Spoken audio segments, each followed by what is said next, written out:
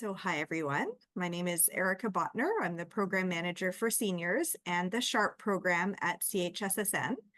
I'll be your facilitator for today's session, and Megan Yang is here to help you with any technical issues. They're labeled as CHSSN Conference Tech Support.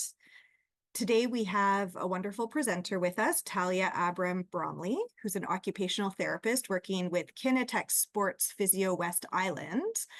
She's here with us today to talk about the concept of adapting our homes for aging in place and how we can enhance safety and comfort of our spaces. Before we get started, I'd like to acknowledge the land on which I find myself on today. Given that we're all online, we're all in unique locations with unique stories and histories, but myself, Megan, and Talya are in Tiohtià:ke, Montreal, the traditional territory of the Kanien'kehá:ka Nation, where they are recognized as the custodians of the lands and waters. This has long served as a place for many First Nations to live, meet, and exchange, and we respect continued connections with the past, present, and future in our ongoing relationships with Indigenous and other peoples within the community. So again, welcome to the October 2024 SHARP information session. In these sessions, we invite speakers to talk about resources, services, and tools that are available in our communities to help English-speaking seniors to age in the right place. Thank you to all of the Quebec English-speaking community organizations and SHARP coordinators and older adults that are here with us today. It looks like we have a beautiful turnout.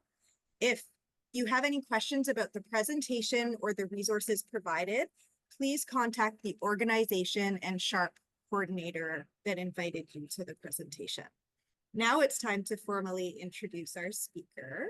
So Talya Abran-Bromley is an occupational therapist who graduated from the Applied Masters in Occupational Therapy at McGill University in 2015. She's currently working in a private clinic called Kinatex Sports Physio in the West Island, mostly with injured workers or people who have had motor vehicle accidents, although she also works in mental health occupational therapy. She also enjoys working with seniors and animates a seniors group weekly at LaSalle D&D, as mentioned before, where she has covered topics such as fall prevention, mental health and aging, and also incorporates cognitive, fine motor, and gross motor activities into her weekly sessions. All right, good morning, everyone. It's a pleasure being here this morning. So as Erica mentioned, I'm an occupational therapist.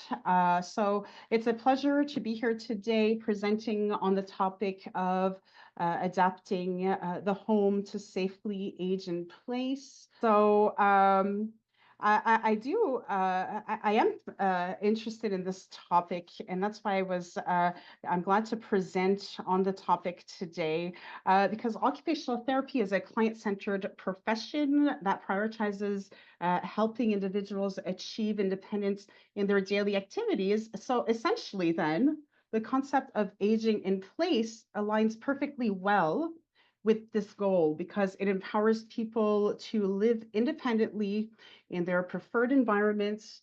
So I feel fortunate to have the opportunity to share knowledge with you today on how individuals can age comfortably within their chosen homes as independently and of course as safely as possible. I usually like to have a definition of the topic I'm speaking about. So I included one here. It's one by the Canadian Association of Occupational Therapists that I'm a part of as well. And they define aging in place as keeping people out of hospitals and allowing them to age in a setting of their choice. However, these settings aren't always adapted to age-related changes. And here, age-related changes refer to any cognitive, physical, mobility, functional, or sensory changes that are either a result of medical conditions. So for example, Parkinson's or other neurological disorders, diabetes, heart conditions, or blood pressure issues, or others.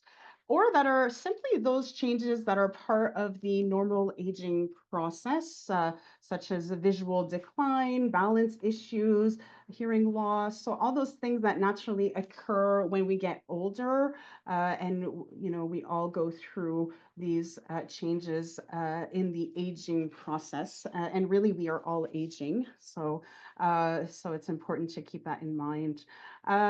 Now, in this next slide, I have an image that represents an important framework in occupational therapy, in which we look at three realms. So we look at the person, the environment, and the occupation, which we occupational therapists see as the activity that a person does. So now I know that today's topic is on how to adapt the home, so the environment, to safely age in place. But it's important to link the environment that the person is living in uh, to the person and to the activity, because they really are connected. And so we can't only speak of safely adapting the home without looking at the individual that is living in the home and at the activity that that individual is doing. So I wanted to include this image because it's a good way to see visually what is required to adapt our living to safely age in place. So my presentation will clarify this a little bit. Essentially, there are various factors that we need to take a look at as potential safety issues within the home when we talk about safely aging in place. So there are those intrinsic factors. Now, those are factors that are internal to the person. What's meant here is anything related to the person's health condition, the sensory system that the person has, even personality and insight, and I'll talk about that a little bit more. So anything to do with the person. And then there are extrinsic factors, that we'll take a look at in this presentation when we're talking about modifying the home. And that has to do with anything external to the person. So the environment itself and the activities that are being done within the household, okay? For the next slide, I wanted to include it because it's important to try to plan ahead as much as possible when we can. So I'm including this slide because I'd like you to think about where you are in the process of needing to adapt your home. I liked how in her research and her own presentation on this topic, Nishi Patel Brandbat, who's also an occupational therapist, defined three types of individuals. So those with urgent needs. And we could think of individuals that have maybe traumatic changes due to sudden diagnoses or sudden conditions, maybe someone who's suffered a stroke or who's been in a traumatic accident. Then there are those individuals with progressive conditions, and those are the conditions that we're diagnosed with that we know comes along with a progression and an eventual decline, but that can be different for everyone. So we can think of neurological conditions such as Parkinson's, multiple sclerosis, for example, and others. There's many others. These are just examples. And finally, there are those of us who have more time to plan. And so these are those individuals who don't have urgent needs or progressive conditions, but still want to plan for safe aging within your home. So the reason it's important to consider where we are in the process is that it can help determine the services that you may have access to. So for example, some CLSCs, every CLSC offers different services, but some CLSCs can go into your home and help with certain adaptations, or you may have access to certain resources that could possibly be financial. Again, this is something to look into with your local CLSCs. But depending, for example, if you have urgent needs or a recent diagnosis that is progressive in nature, and may require eventual adaptations and home modifications, then the CLSCs, you wouldn't be on you'd be on a wait list, but that might be a little bit quicker than say somebody who's just aging, who's healthy, who doesn't have any urgent needs. Okay. And if you're in the category of individuals who have more time, who don't have those urgent needs, it's a good position to be in because you don't have the pressure of the urgency. And so you could adapt along the way. Hey, if you're planning renovations, it could be a good opportunity to find ways to make the home safer if you can. Okay. So the next slide, I'm just going to go right in and dive into it and start looking at the home, but outside the home. So the entryway, the driveway. Here I've posted a few pictures to have a visual of potential safety hazards that exist and can be relatively easy to fix. Okay. So we often neglect yards, pathways. I lived in Verdun a while ago, maybe 10, 15 years ago. The building neglected the staircase, and one of our neighbors, and she was 85, I think, when it happened, but she ended up falling, and she was really injured. And it was a simple fix to the staircase. Here, in these pictures, we also see the impact weather has on sidewalks. So you have ice, fallen leaves, and mud patches that can be slippery and are easily removed. So we want to really fix it before it happens. Okay. So what are solutions to this, to outdoor safety? Certainly, we know handrails are important. I think all staircases should have at least one side, best to have them on both sides if possible. Also, of course, prioritizing repairs because we commonly say, oh, I'll fix it next year. Oh, it's costly, I won't do it. And we'll put it off. But then with weather conditions, especially here in Quebec, we know winters can be harsh. It can get worse. So, and I understand that for financial reasons, things can be costly to repair. But we do need to prioritize, and because the consequences of falls may be much greater. We'll talk a little bit about that later on. And so our life, health, and safety are more important.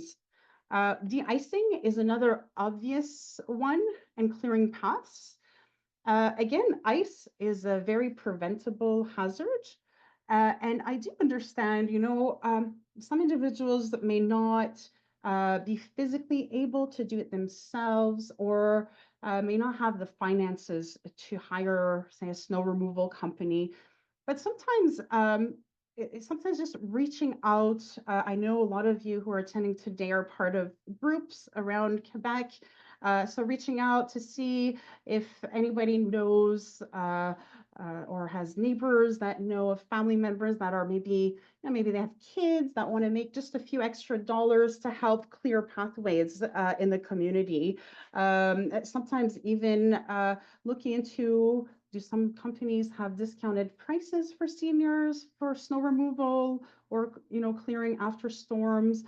So making this a priority is important. Okay. Ramps are important for wheelchair users. Again, if your needs are more urgent, you could reach out to your local CLSCs, or there's also the PAD program. So I'm not sure if people are familiar with it. It's the Programme d'adaptation à domicile. And they can sometimes help find resources and guide you if a ramp is something that you need. Okay. Now, certainly this picture, I took it, I had used it in a presentation a long time ago. It's certainly an example of a cluttered room and probably very exaggerated. I don't know if anybody's home actually looks like that, but it's just so we could see and talk about the hazards that are present. Okay, there are risks of falls in this picture that are preventable, and there are also fire hazards, as we can see. So first, we see a lot of wiring. We could see on the table We can also see in the corner near the heater, there's the TV in the back. There's the wiring that are very close to the heating system. There are pets running around, papers on the floor. And here there is clothes hanging that could potentially fall off and be slipped on. There's a lot going on in a small space. Okay. The rug by the bed is lifting. And even we could see kind of, I don't know if people can see on the slide, but in the picture, we could see in the background the staircase that the rug is lifting and it's broken. So there is a lot going on and it's quite a mess. Okay, so what can be done? The solutions can be simple. I think for all my slides today, I will say declutter. Declutter our homes, clear pathways. We don't need, we end up keeping things and it ends up just being an extra weight for us to have in our day-to-day. So get rid of stuff. There are actually decluttering techniques. For example, at 10 minutes a day declutter, or get rid of 5 things a day decluttering. You could even look on Google for other ideas. Storing things where they should be stored. So books should be stored on bookshelves, papers maybe on bookshelves or in drawers. So we want to be smart about our environment and how we place things. And that goes for any wiring too. Avoid having a lot of wires in one place. By the heat, we want to be careful by the heater. Also, maybe putting clothespins on items that are hanging if we hang our clothes to dry so they don't fall. I mentioned putting little bells on pets. Sounds silly, but sometimes we don't see them come. But if we hear the little bell on our cat, because I've had cats before that were not shy and they just jump right in front of me and we can easily trip. So we want to avoid that. Rugs too, I mentioned in the poll that rugs, they're not necessarily safer.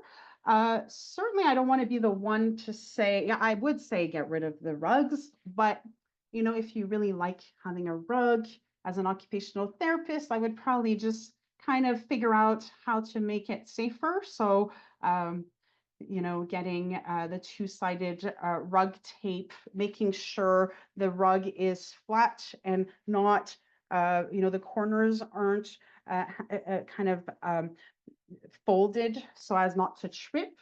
And having a rug with maybe a better rubber backing if you really want that rug. Otherwise, get rid of the rug.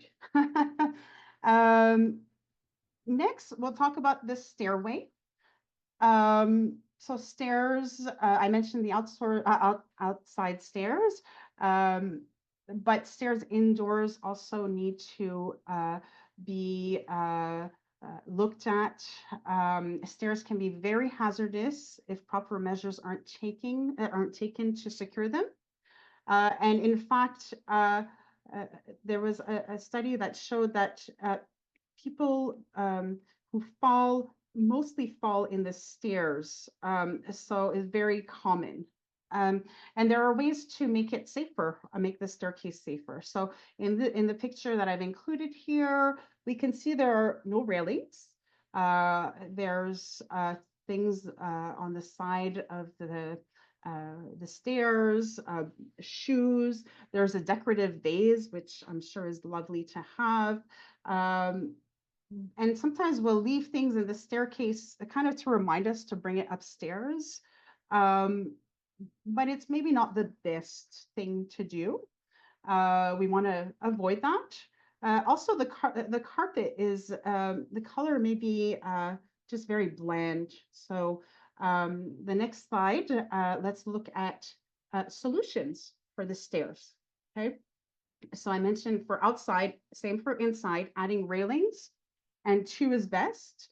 And these are really important to have. I think all homes should have railings on the stairs. I have seen homes still that don't, but I think these should be installed. If I myself, I'm in my 40s. I've slipped in staircases before. Like, we could all be at risk, so holding on, it's best to have. Uh, Avoiding putting things in the stairs so as not to trip. Maybe if you want decorations, putting pictures or paintings on the walls instead of those. The vases are nice, but finding maybe a different corner than the ones in the stairs, simply to give more place to mobilize. Uh, Rugs can be good in the stairs, but sometimes anti-slip tape may be a little bit better. Especially that you can get colored tape or darker tape for individuals with visual decline. So it can be easier to see. My own mother has macular degeneration, and this is an issue as her condition deteriorates, where she misses the step because she doesn't see where the step ends clearly. So having visual cues on the stairs is a good idea. Uh, Now, stair lifts are great options for individuals with limited mobility or degenerating conditions. And they may be costly, but you can look into the PAD programs. Again, I mentioned the PAD program near you, or again, seeing with the CLSCs. They may be able to guide you better, but there might be. If I understand correctly, now I didn't go into details in my research about this, but I do believe that for those with more urgent needs, that maybe the cost of stair lifts, you can have tax deductions if you install them. So it's something to take a look at. Um, Also looking at, I find it important if you have a condition. So if you have maybe Parkinson's or uh, I speak of Parkinson's because it's some one that I'm very familiar with, but or others. Looking in your community or just going online to see if they have websites that maybe have groups for so Parkinson's groups, for example, that may be familiar with the kind of financial program or aids that may be available to you. So something to think about. Okay. Next, we'll look at kitchen hazards. There's a lot going on in these pictures. Again, you've noticed my pictures on the slides might be a little exaggerated, but they're just to show the point and to make the point of what to be careful of, right? So we want to make sure how what we're doing in the kitchen, we want to ensure that the space is clear. So in these pictures, we have spills on the floor, there's wires everywhere. Paper towels are located near the stove, probably not the best place to keep them. There's the pet bowls are on the floor. Also in one of the pictures, we have things that, higher up in the cupboards, and the doors are left open. So there's a lot going on. Um, so what are the solutions? So uh, this is a very a room where obviously the fire hazards are something to really consider here. Okay. And I do have a lot of clients. Sometimes they forget, oh, I left the room and I forgot to, turn off my stove. And that's people of any ages. I see clients who have mental health needs and who just are not paying attention in the same way. So the kitchen is a place to really be careful. So again, let's declutter. Okay, we want to organize the space. So installing convenient hooks and shelves under and inside cabinets to organize. The cupboards above the stove and refrigerator, it's a good idea to keep them empty so there's no need for reaching. Um, a lot of people don't realize that, but reaching up, actually my own daughter, her great grandmother She passed away. She was 98, but she was in great shape. And she lived in Hungary in her apartment. She was independent. She had no cognitive difficulties. She was sharp. And unfortunately, she decided to stand on a chair that was very old, and she fell and she fractured her femur. And it through her hospital stays, it is what really made it so that unfortunately she passed away. And I'm sure that woman would have stayed alive till at least she was 112. She was in really good shape for 98, but so it was preventable. Okay. So all surfaces, we should keep them well lit. We should make sure that the floor is non-slippery. Removing any damaged rugs, electrical wires, make sure they're securely attached to the walls, keeping, paper towels away from the stove, just making sure that there's, nothing that can catch on fire. Um, and other considerations, so simple strategies can be applied, for instance, setting timers. So to make sure that we remember to turn off the stove and the oven. Also, it seems silly, but we're often standing in the kitchen, so we can install grab bars. We usually think grab bars are meant only for the bathroom, but maybe on a wall close by, if ever, you maybe close to the garbage, so you could hold on as you're maybe bending to put something in the garbage. They could be considered for around the home. They're not only for bathroom. Also, remember to wipe messes immediately, especially messes that are liquid. So keeping a mop close by, because sometimes bending forward might be difficult for some people. Sliding objects on counters rather than lifting them, so we're not lifting heavy and potentially um, dropping or spilling. Using a sturdy step ladder with a non-slip step for climbing, preferably with a grab bar, uh, is something too, if you must, but I do caution here.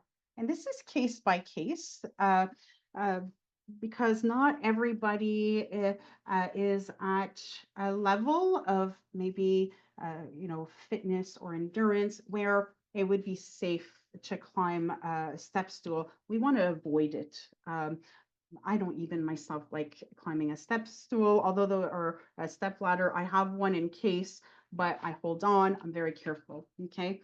And sometimes it's best to ask maybe kids to do it and just to be careful. Okay. Next, oh, and also I wanted to mention having an extinguisher is really a good idea. Some homes don't have them, but it's a good idea to have a small one. So it's just to keep it in mind. Okay. Now onto bathroom safety. So I did mention that the bathroom is one of the rooms or the room where there's the highest risk of falls. Um, this is, it makes sense, right? A lot of the products we use are slippery in nature. We could spill shampoo or soap. Also, we like to decorate bathrooms with rugs. Sometimes they're not the best rugs. Um, it's also a room that's used during the night. It's smaller, often smaller, so a little bit harder to ambulate. For example, if you're using a walker at home, sometimes it's difficult to walk in with a walker in a bathroom.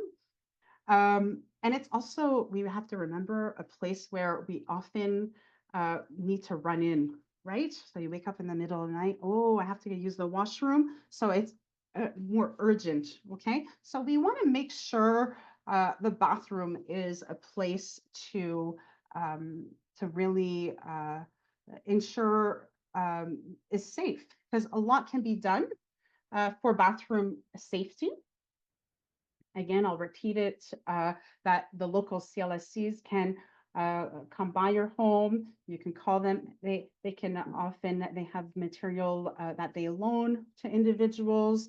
They can help install grab bars for those of us with more urgent needs or with medical diagnoses. They'll put you on a wait list dependent on where you are in the process of this. Okay, so some pictures here. So we have anti-slip stickers. I think they're great. I have some in my bathroom, in my tub. I do have a preference for the stickers that are longer and cover the whole tub. I have a 7.5-year-old, so we have cute little stars, but there's still slippery parts in between. So I like them that are the ones that are longer and cover the whole tub. Grab bars are really important. So we have the ones that install on the wall that have to be installed by a professional installer with screws and such. And then I really like the one that if you have a bathtub that you could clip on. I actually have one when my mom visits. And I think it's great. And I didn't pay that much. I ordered mine on Amazon. You can find them at the Jean Couture, the pharmacy. Sometimes Walmart has them. I think they're really good to have. And having the two is even better. Okay. Here you'll see there's a big X on the grab bars. They're the ones with the suction cups. I don't really know why they sell them still, but they're not as safe as they're meant to be. And they could actually fall off if they're not hooked on properly. So I would stay clear of them. Then, of course, we have bath benches. So some are wider and then some are just a stool. So it really depends on your needs. If you're comfortable with, something smaller, or you have a smaller shower, for example, versus a wider, more stable chair. It really, again, depends on what your needs are. I like baths that have the combination of a chair and the telephone showers. They're often recommended for bathroom safety. This way, we could wash with the telephone shower head. It's much safer. It's a really good option. Adapted toilet seats. There's some that raise the seat. This is good to have. We also like the bars on either side of the toilet. So getting the toilet the toilet bars are also important to have. The only thing is, some people, we might have, issues with the digestive system. And so the high seats sometimes can create problems. I'm sorry to say if this makes anybody uncomfortable, but maybe constipation if it's an issue. So if you have a higher seat, you could place a footstool to have your legs a little bit higher. So this is something to think about when we adapt homes. Is this an issue maybe that you have? And so the raised toilet seats are good, but we need to consider also how the body works, and sometimes if you have difficulty going to the washroom, you want your legs to be higher because that's how the human body is made in any case. Next, we look at lights. So having night lights in the bathroom. We want to remove clutter, of course. Also making sure we don't lean on equipment that's there not to lean on. So avoid leaning on towel racks or soap dispensers, for example. So we might think that, oh, there's a towel rack. They're not there to hold on to. And so you could easily break it off the wall if it's not put in properly. So we want to be careful with that. Next, we'll look at the bedroom. I think the bathroom, I've looked at as many considerations as possible. The bedroom, again, uh, common problems we see: poor lighting. A lot of people don't have adequate lighting, cluttered side tables, bedding that's a bit too soft and maybe that's hanging on the floor. So that's to be looked at. Also, we don't see in this picture, but some people have closet bars that are a bit higher, so more difficult to reach. Sometimes too, I've seen this before where people go into the room, they move the walker away, and then they go into their bed. Now, if you're using a walker, it's best to keep it by the bed, especially if you wake up at night and, oh, I really need to use the washroom. You want the walker there. Okay. So sometimes beds are too soft, or even higher beds can be a problem. I actually had a client that she had Parkinson's, and she fell off her bed a couple of times because her bed was too high and she would literally just slip off the bed. So she had to invest in a new bed that was more of a 90-degree for her when she sat on the bed. Okay. Um, so next we'll look at solutions. Um, Night lights, of course, declutter, bed railings. I think bed railings are really good to have. I don't have one yet, but that is one of the investments I plan to make. I think it's just good to help you get out of bed. It provides a handle. Also for people who might have active sleep, move around. It just prevents, like if we're rolling around, um, and possible falls that are really preventable. Okay. Having lower closet bars, it is good so that we're not reaching up. Having a chair with an armrest in the room or with armrests, I think is really important. We get dressed, we get undressed. Sometimes we just walk to a room, we need to sit. It's good to have. So if, avoid rocking chairs, but a solid, good, there's decorative chairs that are still nice to have, but that are solid and not sunken in, and that have armrests. So investing in that is a good idea. Ensuring there's a phone close by with emergency contacts, because something happens at night. We're a little bit more vulnerable. As we mentioned, our balance is a little off if it's darker. So keeping the walking aid close by, as I mentioned, and decluttering, as all my slides have said, keep the pathways clear. We don't want to trip. It's needless. Okay. I mentioned in the beginning of the presentation how we want to look at the intrinsic factors of the person when adapting the whole home, because this makes a difference. So what's the person's medical history? Okay. Various conditions come with varying symptoms that put individuals at higher risk. For example, even diabetes, it's very common. And it can impact walking because of the neuropathy in the lower extremities. Okay, blood pressure issues or heart conditions, they can maybe cause dizziness, for example. And even medications. A lot of medications, treatments have side effects that can make us a little bit unstable, dizzy, lightheaded. So it's important to take a look at that when we're adapting the home.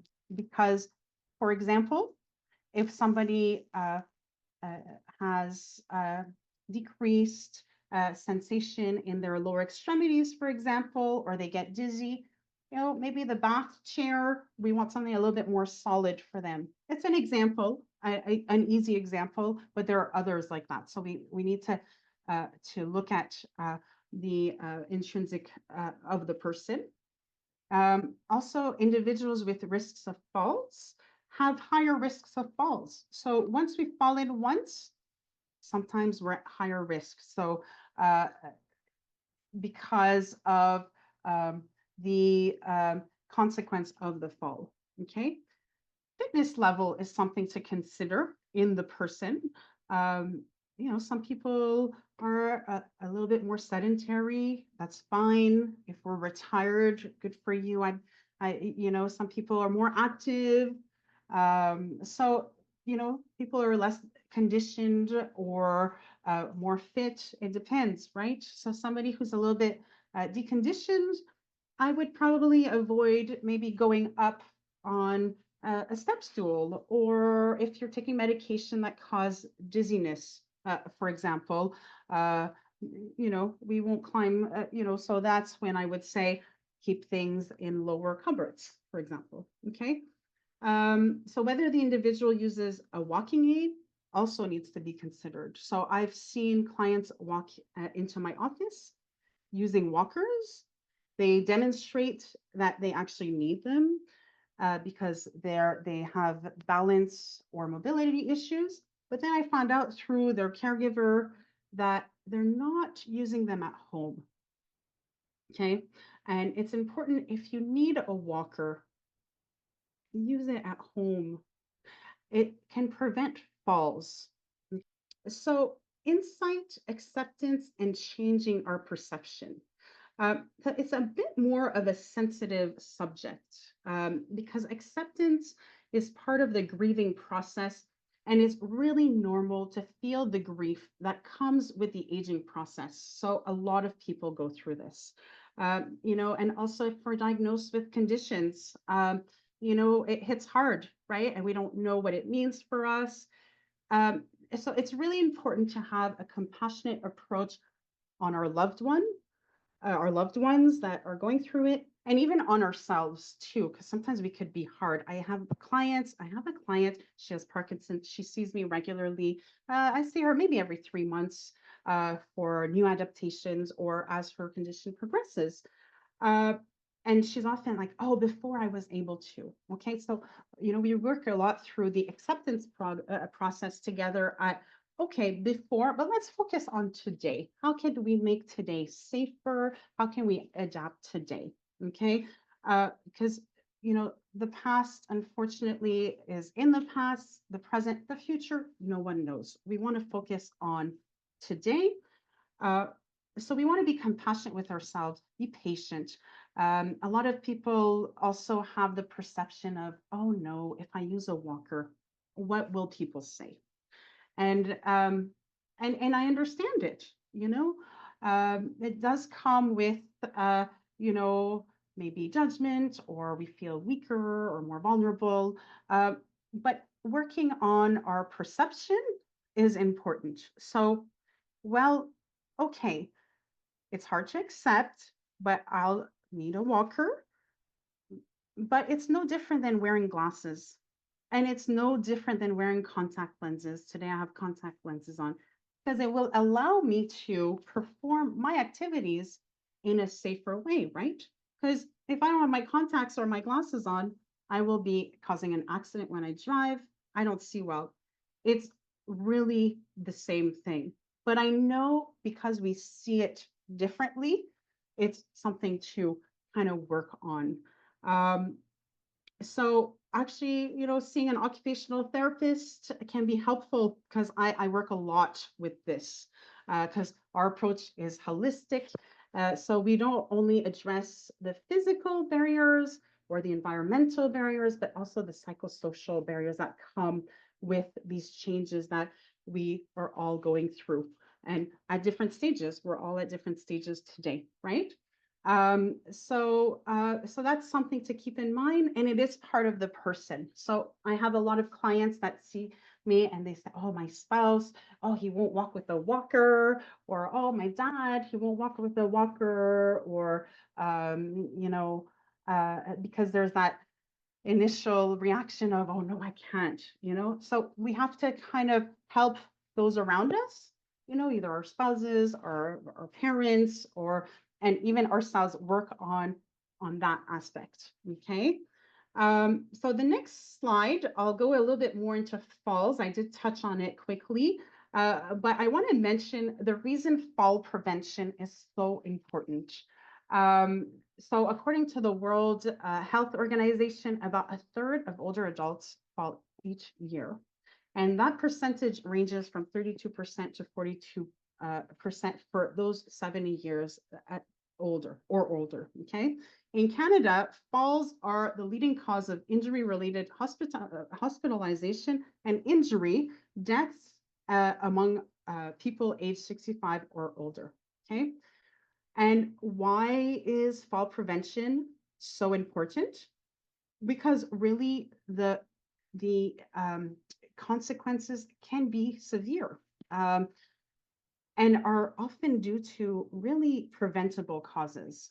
So, what are some of these consequences of falls? So, I've seen clients because I worked in a rehab hospital, and we had one client come in. She fell.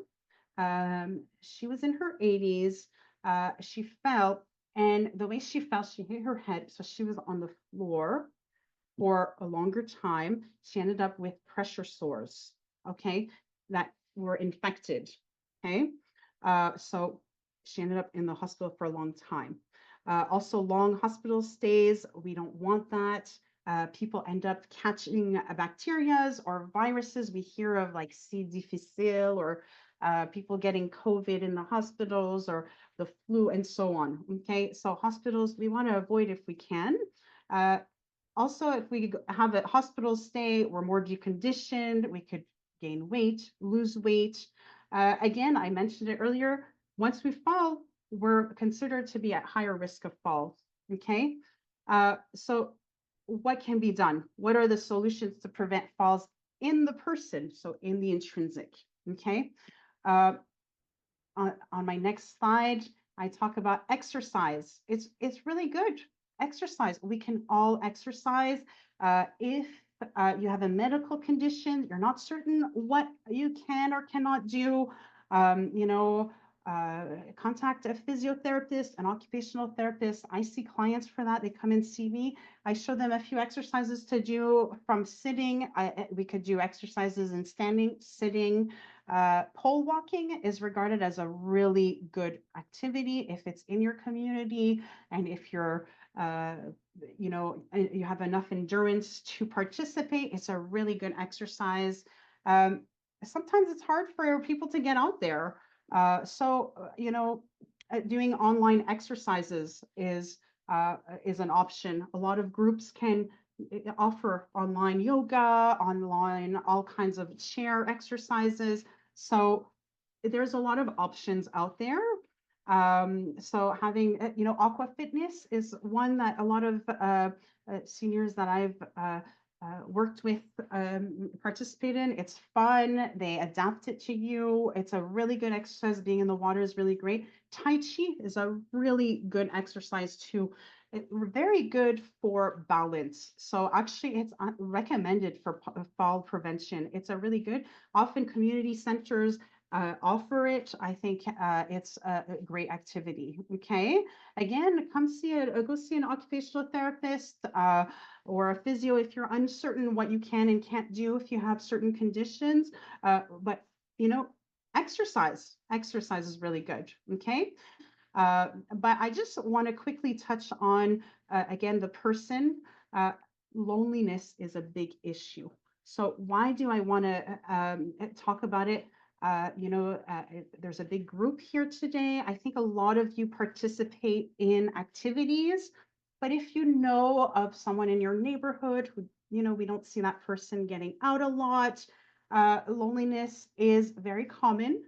Uh, and the reason I bring it up is because it does lead, so studies show that it can lead to physical and mental conditions that put us at risk for falls or for injury.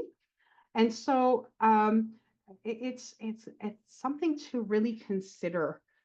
If you're lonely, speak to someone. People are always willing to hear, to listen. Um, so I think it's really important to make sure we fill our days because the days can be long Okay? I work with seniors that they're retired, they used to work, they gave their whole life to work, to their kids are living away, and then they don't have that many people around. I'm sure the people who are attending today are more active, but if you do notice people, maybe your neighbor, that comes out, maybe reaching out to them too. Okay. Solutions to loneliness. There's a lot of community groups out there. So in occupational therapy, we work to identify barriers to participation in day to day. So we can ask, what are the barriers to participating in this activity? Okay. If transportation is a barrier, looking into adapted transport. For those who live in Montreal, there's, some people come and see me for evaluations to get their adapted transport services. It's really good to have. Volunteer drivers, sometimes looking into, again, local resources, local CLSCs might know of volunteer drivers, asking neighbors to drive you, or if there is public transit and it's easy to get around, um, figuring out how to access. I think it's important to to look at, if you can't go out, maybe a computer is a good idea. So you guys are all on computer, obviously. You're present in the Zoom meeting. But if you know of a friend who doesn't have one, it's good to have. There's a lot of online courses to take to look into, activities online. My dad is 78. We got him his first computer at 70, and he chats with fellow gardeners, and he enjoys it. It kind of connects us to the outside world. Okay. Um, the next slide is occupation. So we occupational therapists see occupation as the activity that's being done. Okay. And to ensure safety in the home, so we have to understand how we should be doing our activities. Okay. For example, um, transfers. So sit to stand transfers. Is the person using a walking aid? Are they transferring inside the home safely? Okay. You can also speak to occupational therapists or physios to ensure you're using your walking aid properly. A lot of people come to my office, they're using walkers, and their risk to fall because they're not transferring, say, from standing to sitting properly. Avoid leaning on the walker to stand up. We want to be careful with that. We also want to consider how the person is doing their activity. For example, if you're cooking, you could do it sitting. So a lot of people will sit while preparing their meals. It takes up less energy, and if we have decreased sensation in our lower extremities, or blood pressure issues that make us dizzy, it's safer. People with blood pressure issues, sometimes they get up too fast, and then that's when we see people falling. So if that's something you have, whether high or low blood pressure, taking your time, getting up slowly. Okay. Self-care. So dressing, are you using something to help you dress if you need? Are you sitting? Leisure activities, exercise, are they done seated, standing, in the home, outside the home? So these are all things we want to kind of take a look at and make sure we're doing them safely. The next slide is various adapted equipment that I would recommend to make our tasks easier, to make it so we avoid standing for too long, and that we can use to help. So there's a long-handled reacher. There's some long-handled scrub brushes if you're washing your lower extremities in the shower. There's a sock aid to help you put your socks on. It could be easier rather than reaching. I put in there a chair with armrests. I think it's essential for any home. We should have one in the kitchen, in the bedroom, in the living room. In the living room, a lot of people have like lazy boys, but something with maybe a harder surface, not uncomfortable, but not something so sunken in. And I don't know if you see it in I did include it.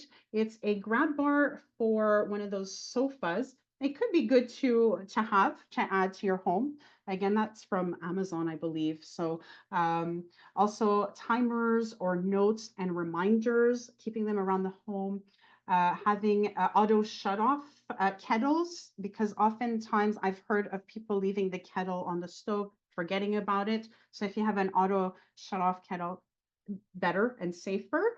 Also having timers for the stove. If you put the stove on, put a timer to remind you to turn it off. And phones with big images, if you don't see well, with bigger numbers that are programmed already. Most people work, I think, with cell phones nowadays, but some people still have those phones, landlines, for those of you who have them, having one with bigger numbers, that's clear to see. I just wanted to review fire prevention. We've seen in the presentation, we want to remember to keep the stove clear from flammable items, avoid loose clothing when cooking, keep the space clear, have your carbon monoxide and fire alarms checked frequently. I know fire departments usually can go into your home and make sure it's safe. Also, making sure that we have all our important contacts close by, within reach also. So for example, if you fall or you have a medical emergency, if you have, let's say, your healthcare card or phone numbers, keeping it close by, like knowing where it is really important. We forget if the ambulance had to come, making sure we have our information close by. Okay. I think it's just important to make those checklists and ensure that that we're doing things safely. Okay. My next slide, my last slide, is one that I just bring up because I've heard of this happening. This is more common than we think. So I just wanted to bring it up. It's not so much a safety of our home, but of what can happen if we're at home. So be wary of scams. Unfortunately, too many people nowadays are getting scammed, and this is at all ages. But unfortunately, seniors are regarded as a prime target because some of them are lonely. Maybe they're more vulnerable in letting people in. Okay, so what can we do to prevent? This is actually something that happened to my daughter's grandmother on her dad's side, where she gave thousands of dollars, unfortunately, to somebody who had sent a random email asking, saying, "Oh, I live in a country and we're in a war-torn country," but it wasn't true. It was a scam. Okay, and she sent a lot of money to this person. Don't answer emails. Don't, if people come to your door, don't let them in. Take their cards, call their company. We should never give any information. A lot of people think, oh, somebody calls, they're asking for my credit card information. No credit card company will ever ask your credit card information. Don't give out anything personal, your SIN number. So just be careful. If people come to your door, going to ATM machines accompanied is best. It's unfortunate, but these things happen. And not being trusting of people. Always have a little question mark. Is what this person is saying true? It really and check. Somebody comes to your door. Oh, I'm just coming in to check your heater. Like, okay, well, give me your card. Right now is not a good time. Let me call your company and you could come back tomorrow. If for example, okay? We want to be really careful, okay? So this does bring me to the end of my presentation. And I think we're gonna, if anybody has questions, I could answer questions. Yeah, so my gosh, Talia, thank you so much. So much amazing information. I think we need to make a checklist for people. Okay, so are you able to briefly explain how to get up from a fall? Is that something you can do virtually in this I, kind of setting? I, I'll explain it to you, and Mm-hmm. then I'll invite you, anyone who is interested, to maybe go on YouTube. There's lots of videos, but I will explain quickly, okay? Mm-hmm. It really depends how we fall. So generally we'll fall either forward or maybe on our side, um, because we tend to kind of fall towards the gravity. Again, it depends how we fall. So generally speaking, and this is why I often tell clients, make sure you have especially strong arms if you can. Do those bicep curls and the tricep kickbacks, because you want to turn over and try to push yourself up. And even if you can crawl to maybe a solid chair to lift yourself up, that would be ideal. Now, again, case by case, if you hit your head, you fall unconscious, we can't. I noticed somebody mentioning Lifeline. Mm-hmm. I think it could be a good option to look into. If, again, remember the slide on where we are in the process. If your needs are, or your loved one's needs are more advanced, it could be something to consider. I know they have the necklace, and they have sometimes the bracelet as Okay. well. So for, those individuals that are maybe more advanced in a neurological condition, or individuals maybe with Alzheimer's. It depends also in the home too. For example, I forgot to mention something too. Let's say we have family members. We took care of my grandmother. She had Alzheimer's, and something that can be very practical are alarms that we can put on a chair, so that when they stand, we can be aware um, of of it. So that too is something too that can be a good idea to have. They're sensory alarms. You put it on it's a pad. They sit on it. You could keep it uh, their chair in the living room. So when they stand up, you see that they're up. So at least you could be there if it's a family member who requires supervision in certain cases. Again, thank you so much, Talia. You are a wealth of information, Oh, along with the personal stories as well. I think we all have a better understanding now of home adaptations that we can do. And I mhm. do want to talk to you in the future about maybe coming up with a checklist that we can share Oh, of with these course. senior wellness Of centers. course. And, That would and be my I pleasure. Of think that course. would be really interesting Yeah, as well. absolutely. Um, so thank you again. It's my pleasure. Thank you Um, for having me.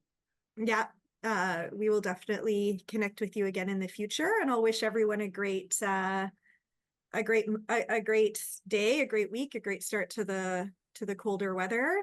I Mhm. heard in Montreal we have a frost warning this week. So Oh, despite the beautiful, sunny weather and changing leaves, it's gonna get cold. wow. Okay, so take care, everyone. Have a Thank great you. rest of your day. Thank you for having me. Hmm.